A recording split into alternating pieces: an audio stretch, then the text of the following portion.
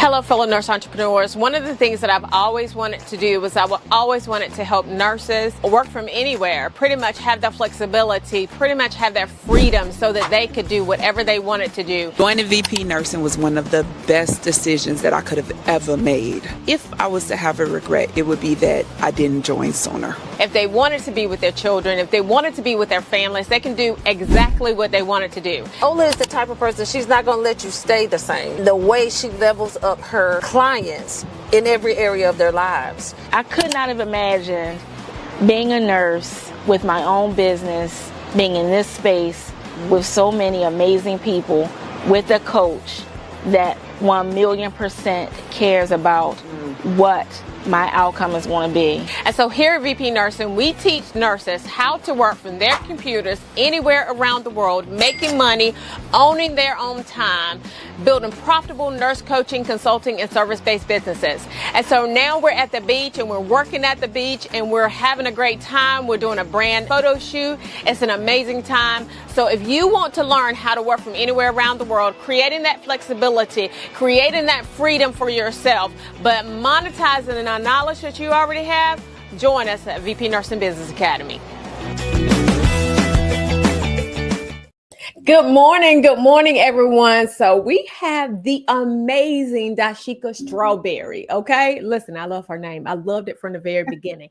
So anyway, first of all, we got to take care of some housekeeping things. So I want you to like, share, comment. I want you to tell us, how you like Dashika. Dashika is doing some amazing things and she is rocking it out. She is a part of our inner circle and listen, she is doing the thing. So Dashika, tell us who you are in your own words. Well, I am Dashika Strawberry. I am a nurse leader, a visionary coach who has decided to open up a business called Impact RN Solutions, where I specialize in helping clinical nurse managers level up, elevate their career and be able to be that leader, that team player who is able to execute strategies in their teams and to be able to execute without working 60 plus hours a week and sacrificing their home life. So I am that person. I love it. I love it. I love it because that's something that leaders absolutely need, because sometimes, we feel like as leaders, we have to be on all the time, right? Mm-hmm. But you have to set up your life such that you don't have to. And Dashika helps you with that. And one of the things that I like about Dashika is that she not only tells you that that's what she's going to do, but she executes. I have been incredibly proud of how she has moved within this business, onboarded 2 clients already, not been in the program long, really just going at it. And so I'm just incredibly proud of you. So tell us, let's go back a few years, okay? Tell us why you even became a nurse. Well, I started off not wanting to be a nurse. That wasn't in my mindset. I wanted to be a doctor, a pediatrician to be exact. And I went to school. I went to a 4-year college and I wound up not graduating from college immediately. I wound up experiencing sexual assault and had to take a break. And in my break, I went through a period of depression, and that depression lasted for a couple of years because of what had happened to me. But I was able to get through that. But, just to rewind back of why I wanted to be a pediatrician or a physician is because I grew up with my dad having sickle cell anemia, a very painful, chronic disorder that when I was growing up, I always had that knack to want to take care of my dad. When he was aching in pain, I was the one who was rubbing his arms and rubbing his legs and rubbing his back, and just wanted to be that person where I could touch you and heal you. So I've always had that passion to be able to care for people. And during that break from school, I know I needed to get back to it. And people who know me know that I'm constantly trying to achieve something. And when I was going through that depression, I just wanted to get back at it. You know, I had to go back and finish what I started. So that's what I did. I wound up going back to school, and I didn't want to be a doctor anymore. And I think because the first 2 years when I was in school, you know, trying to achieve getting my pre-med, I felt like I wasn't really connecting. I knew what the ultimate goal was, but I didn't really feel the compassion that I grew up wanting to feel. And so someone said, well, what about nursing? And I began to watch nurses and how they moved in my area. And I said, you know what, I'll try it. And then I tried it, and here I am today.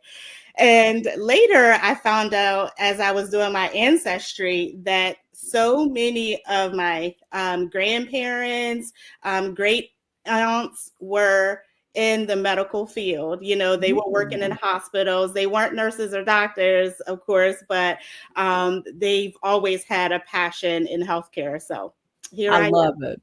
I love it. I love it. So it's in your DNA. It's in my DNA. I love it. I love it. And another thing, and of course, I don't like the fact, obviously, that you were sexually assaulted. But what I do like is that you were able to come back from that, right? And you were able to come back from the depression. You were able to just really rise after that. And one of the things that is very clear to me is that, and I tell people this all the time, whenever you go through something, it's because you need to help somebody else through that. Mm-hmm. The reasons why you do what you do today. And so I'm glad that you said that, because it makes such a big difference in somebody's life who thinks, well, this has happened to me, I'm scarred for the rest of my life. Because when I first started talking to Dashika about her story, Dashika was like, well, I don't really have a story. Well, I mean, yes, you do. And so when she told me that, I was like, you don't think that you have a story, but it's that overcoming, that resilient part of you that said, I'm gonna do it, I'm gonna do it. And I love it. And that's how you show up in business as well. So now let's fast forward a little bit. You became a nurse, and I want to ask you, who in the world said that you were a DEI hire? Okay, let me. Somebody who's not even relevant. Not even relevant, to be honest. And sorry, I heard feedback. And we were in a meeting, and he made this comment about getting positions in leadership because you're Black. Or you're someone of an ethnic origin. And at first, I have to be honest, being a woman who have had imposter syndrome, I know what that feels like. I'm also an introvert, so I take things in and I feel them. And I felt that statement, and I was offended by it. But after a while, I start to think, wait a minute, I've been to school, I have letters behind my name, and I don't even focus on that. I got the letters behind my name because I wanted something, right? It wasn't just to boast, because that's not what I do, but I have to love on myself. And I began to realize, wait a minute, I've achieved this. I've achieved that. What have you done? I've been in newspapers for the things that I've achieved. I've never seen you in the newspaper. Child, listen, it amazes me. It amazes me how people come at you and you're like, dude, yeah, no, And I told someone this, I actually made a TikTok, I stitched a TikTok last night. And it was this young lady who came out, and she said that as an African-American nurse, she said, why do people downgrade us? And I said, it's really not what they say about you, it's what you say about you. Right? That really matters. And that's the reason why I'm such a believer in affirmations. I'm such a believer in affirming myself in the morning. I'm such a believer in pouring into myself before anybody else can pour into me. Because at the end of the day, first of all, if you say that about me, you're not going to be in my life long. That's just what that is. And so I'm just gonna, I have to have my inner voice be a lot higher. And that's where imposter syndrome, really, really comes in sometimes, is because we're letting the outside voices be louder than our inside voices, right? And Right. being very clear about that. Go ahead. And one of the things that my dad has taught me when I was growing up is even from a little girl, he would say, if I would say that I couldn't do something or I wasn't this person, he would say, "What's your last name?" And I would say Strawberry. And he would say, "And you can do anything. And why is that?" And I would have to say, "Because I'm a strawberry." And I grew up saying that I can do anything because I'm a strawberry. If I go on an interview, I can say, "I am this because I'm a strawberry." And that began to affirm myself. And that's how I manifest and just say, you know what? My name is enough. So I don't care that you say that I just got to this level because I'm Black. Wait a minute. My name is enough. I know that's right. I like you, Daddy. I love it. I love it. I love it. Now, speaking of your father, he did have sickle cell, and you something happened, and it kind of took you back a little bit. So tell us a little bit about what happened. Well, it took me back a lot because I was a daddy's little girl. Even 40 plus, still was a daddy's little girl. And because of the relationship that I had with my dad, if something happened to my car, my dad was there. If something happened to my house, my dad was there. And as my dad became sicker, I began to take on more of a caregiver role. And that affected me professionally and personally. I had a lot of support with my family. I have a sister who was wonderful. She's a nurse now, so I'm very excited about that. My mom also helped me a lot, my neighbors. But one thing that happened is my dad became hospitalized. And in that hospitalization, he wound up going into cardiac arrest, and I kept trying to advocate for my dad and saying, my dad is going to die. I just knew my dad was going to die. And it was just because of the things that was happening. I didn't feel like he was getting to where I needed him to be. He needed to be transitioned out of that hospital, to be quite honest. And my dad wound up going into cardiac arrest, and I had to do CPR on my dad. And doing CPR on my dad, and his eyes was just fixated on me. And although in cardiac arrest, he's not really mentally looking at me, but I'm seeing it. And eventually I felt like, I'm doing CPR on my dad and I'm not getting a cardiac rhythm. He's not breathing. Am I enough? And am I enough as a nurse? I've been in the ICU. I've been a critical care nurse for 17, 18 years now. And I just felt like I just didn't have it. And my dad did pass away. And for a while, I had to take a break. I had to step back and just begin to focus on myself and take all of the things that my dad has taught me and begin to just get it back. And that's what I eventually did. I got back to it, just knowing that I did the best that I could as a daughter. I believe in God. I'm a child of God. And I wasn't going to stop. I knew the vision that I laid out for myself. And I knew that I had God on my side and I was going to get back to it. And I grew up with some strong women. My mom is a very strong woman. My grandmother is a very strong woman. So they weren't going to let me just stay on the couch.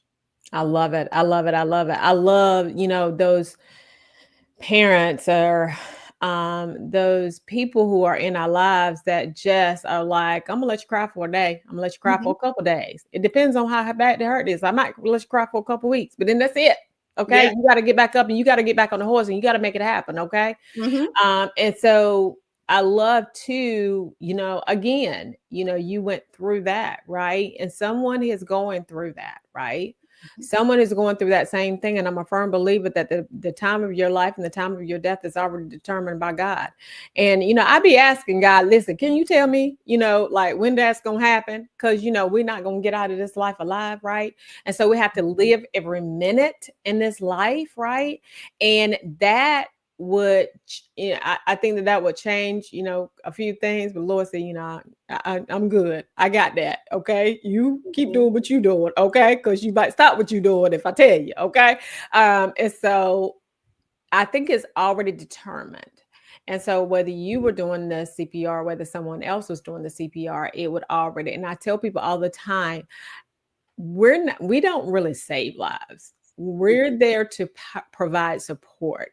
But God is the one who saves lives. God is the one who determines. He's the one that determines whether you're going to live and whether you're going to die. And it's not, he's sovereign in that. He's sovereign. I remember, and it's a sermon, and I encourage you to go watch it. But it is by Tony Evans' wife. When Tony Evans' wife passed away, his son used to be, I do believe, the chaplain for the Dallas Cowboys. I do believe. Okay. He's bald-headed.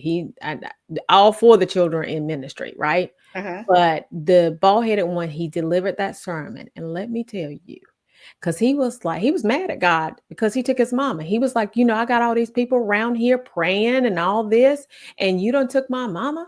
What in the world? And he was like, you better sit down somewhere, and the way that he said it, very eloquently. You have to go back and watch it. But it was like, I'm not here just for this. Like your mother, you had a mother all your life that was amazing, right? So, and obviously you had a daddy all your life that was amazing. And so we have to look at it sometimes like that. But I encourage you to go watch it because it is powerful. It is absolutely powerful. Yeah, so now I'll go watch it. And then one of the things that have helped me is when we have loved ones that transition, what they've done for us here on earth, they could do 1,000,000 times more powerful in the spiritual world. So just knowing that I have my dad as an overseer is powerful for me. Woo, child. I know that's right. I know Lula is up there. Okay. I never thought about it that way, but you listen, I tell God all the time. I said, tell my mama, I said, hey. So anyway, I love it. So now let's transition into what you are doing now. So you decided, and how many children do you have? I have 2 beautiful children. 2 beautiful children, 2 girls. I thought I was going to pray about it because they, one is about a teenager and one is already a teenager, right? Yes. Yeah. I thought I was going to pray for. Yes. Anyway, so let's talk about your time. Like, why did you even decide to do this right here? To do coaching. So I decided to do coaching is because I realized as a manager, and then I became a director for a short period of time. And I realized that as we were going through COVID, a lot of great nurses were leaving the field.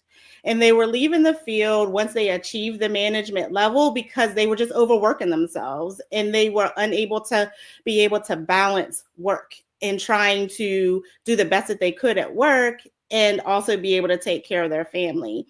And because I got to a point where I was able to say, hey, this works, and be able to share that with my other peers, because I hated to see people leave the nursing field. There is so much that you can do. Some people think that when you leave the bedside, that you can no longer care for your community. And that's just not the way it is. You can have a greater voice if you're sitting at the table, because if you're not at the table, then you really don't have any input in any of the decisions. So I needed people who looked like me to be at the table. I love it. And one of the things that I will say about it was interesting because the other day, I think we were having a conversation about it, and it was either with you or someone else, but I said that there were only two good managers that I feel like I've had in my entire nursing career. And one of them, I have her phone number. And so I sent her a voice text. I said, I don't think I've ever told you this, right? I said, I don't think I've ever, she's a nurse practitioner at this point, and her name is Gina Champion. She was absolutely amazing. So I do want to say that because she was just amazing. And the other one was Patricia, and I forgot what her last name is. It's not the same thing now. She's married, but she was one of my first managers. And I've had other managers that were decent, but they just stood out for me, right? And I sent her a voice message and told her how amazing she was. And one of the things that I have to say is that it's a thankless job sometimes, And so you want to speak to that a little bit? Yes, it can feel very lonely. It can feel thankless because if you're in the management level, you have your upper leadership, your executives, your VPs, and then you have your direct reports, your nursing staff who may feel like, then you may get to a point where you feel like you're sandwiched. You're sandwiched from what's coming up above, and then you're sandwiched from your direct report. So it can feel thankless.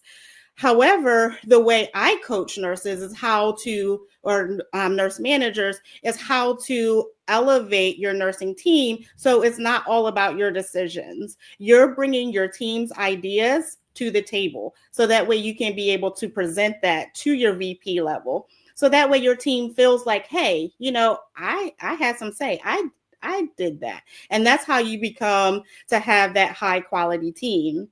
And then the other day, go ahead. No, go. I said, I love that. Go ahead. Yeah. And then the other day I received an email from somebody that I never met before.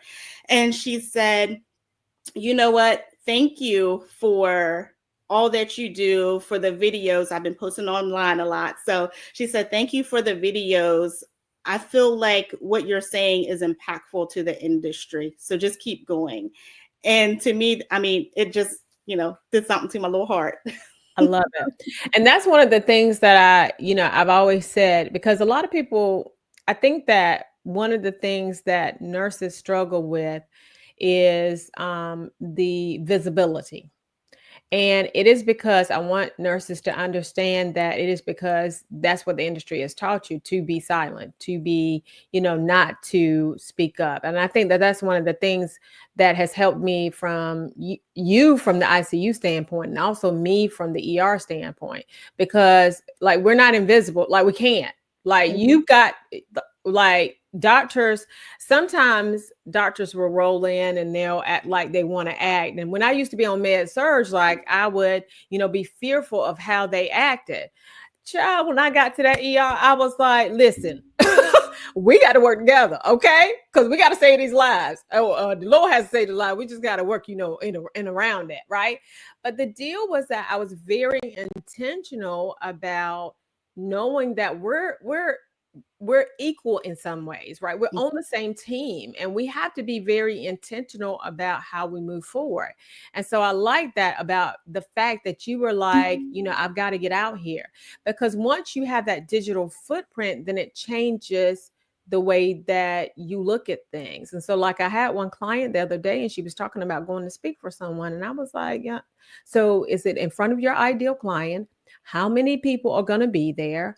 How much are they going to pay you? If they're not going to pay you, can you sell from the stage? If you can't do either one of those, then you need to stay at home, because there's a billion people on LinkedIn, Facebook, and Instagram, and you can get your message out free of charge initially. So I love what you have done. I love how you have brought that presence forward. And I love that you're just executing like a rock star, like killing it. I am so incredibly proud of you. So trying to change the game. That's right. And you are, like, just really, really working it out. And so I'm just really incredibly proud of you. So is there anything else about your services you want to tell us about? Well, you can find me on Facebook at Impact RN Solutions. That's my business page, or Daishika Strawberry personal page on Facebook or LinkedIn. So come join my cohort. I would love to talk with you. We can get on a strategy call together. I love it. I love it. I love it. Okay, so here's our rapid fire questions. Are you ready? I think so. Okay. She said, I don't know about this. So what has been the most rewarding thing about nursing? To go back and say that I was able to try anything that I wanted. You know, nursing you could be in the doctor's office, you can be in the hospital, you could be a business owner, you could, there's multiple things that you can do. So I would say that's the most rewarding thing. And it has taught me compassion, real compassion. I love it. I love it. I love it. Now, what is a common misconception about nursing? That we just follow doctor's orders. Child. Listen, a few patients that would be dead if I just did that. You know what I'm saying? Like, you can't just do that. Like, what are we talking about? Like, exactly. To me and they be like, you gonna do this? No, what? No. Like, this doctor came up to me one day and he was like, the young lady was pregnant. And he prescribed a pregnancy category D. Now, for all of those who don't know, it's A, B, C, D. A is very safe. D ain't safe at all. Like, D would cause anomalies. And I was like, shit. And so I had a preceptee beside me, and I said, so we're going to tell him real nice that we don't feel comfortable doing this, so we won't be confrontational, okay? But if we got to get confrontational, we will, okay? And so she said, so he came around and I said, we don't feel comfortable giving that because it's pregnancy category D drug. And he was like, well, that's the only thing that's going to help her. And I said, well, it might help her right this second with the pain, but it's not going to help her down the line. Her child would have disabilities for the rest of their life. Like, no, we're not doing that. And this is her first baby too? Negative. So we didn't do that. Anyway, I said, we ain't giving it. And then if he'd went over there and asked the other people, they'd have been like, well, why ain't I giving it? So I love that. So and then people realize how we have saved a lot of doctors' careers. Wow. Do you realize you ordered this? Oh no, I didn't Yeah. order that. Okay. Change it now. Okay. Before somebody sees it. All right. What are you reading now? The 5 a.m. Club. Oh. Have you heard of that? No. By Robin Sharma. It's a very good leadership book that teaches you how to plan your day, starting off with mindset, mindfulness, how to be a leader. So it's very good. You have to read it. Yeah. The 5 a.m. Club. I'm definitely going to go back and read that because usually I can, but I've never heard of that. What are some of the biggest lessons that you've learned in business? Consistency. That is good. That is good. Now, who is a leader, living or dead, that you would like to have a conversation with? Can I have a roundtable discussion? Well, I mean, you can have a couple. I mean, well, let me tell you something. I love that. Because you're like, listen, I don't want just one. This is our business. And we ain't gonna stay in the box. Okay. Not just one. I want to have about 10. Okay, go ahead. Tell me. Yes. So if I could put at a table Egypt Sherrod. Okay. I don't know who that is. Oh my gosh, she's a real estate guru. Oh, creative, business acumen. Oh, yeah. Egypt. She's out of Atlanta, maybe? Yes. Yes. Egypt Sherrod. Yeah. I would can't believe I'm saying this, but Beyonce. Why can't you believe you're saying that? Well, I'm not a go with the crowd Beyonce fan because of her music. I mean, it's great. Don't get me wrong. But the last tour that she went on, she had a documentary that came after the tour. I'm not sure if you've seen it or not, but you could really tell her business acumen. Yes. And she had asked one of the photographers, if there was a certain lens, there was a certain shot that she wanted for this video. And they were saying, no, that's not possible. And later she came back and she said, you know what? I Googled what I was looking for and they do have that. Don't tell me Nothing's possible. I that know that's nothing's right. possible. So I was like, And then now she's showing her ability for succession planning. I saw that. Yeah. Yes, Yeah. that's good. That's Yeah. good. So I would put her at the table with Michelle Obama. Oh yes, girl. Oh, that is And I'm such. gonna sell tickets. And listen, if you better sell tickets, okay? Let me come for free. But you sell tickets to that. You can sell tickets for $5,000 for that. That's a good round table for that. Mhm. I love it. So now, what is your favorite movie? I wouldn't say I have a favorite movie. I do like the second Black Panther movie. I like that. There's a lot of spirituality context in that I like. Yeah. Other than that, I like Married to Real Estate. It's not a movie, but I watch that a lot. I love it. I love it. I love it. I love it because you did do some real estate at one point in time. Correct? I love being a flipper. Yes. I love it. I love it. So now, how do you define success? I define success with whatever you want success to be. Once you achieve it, that's your success. I love it. I love it. Okay, now what's your life's motto?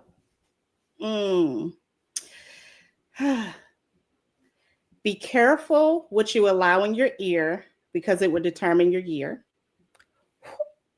Girl, you did you just make that up? No, ma'am. That's been my motto for the last 2 years. So you came up with that yourself? No. Okay. My spiritual mentor Came up with it. Well, you need Yeah. to give them some credit and then put something out there about that. Okay. I'm gonna put Dashika Spiritual Mentor said this because I might put some content about that. Because let me tell you something, it is so true. Be careful what you allow in your ear, be careful what you allow in your ear gate. I'm very careful about what I allow into my ear gate and my ear gate and my eye gate. Those are the two gates that will get you down. And what I say out my mouth. Because you know what? Prophet Larry Reed. I love it. I love it. Larry Reed. Okay, Mr. Larry Reed. Better go. Okay, now again, tell people where they can find you because we need to know. Okay, we need to know how they can find you. Yep. Again, you can find me on LinkedIn and Facebook at Dashika Strawberry or my business page, Impact RN Solutions on Facebook.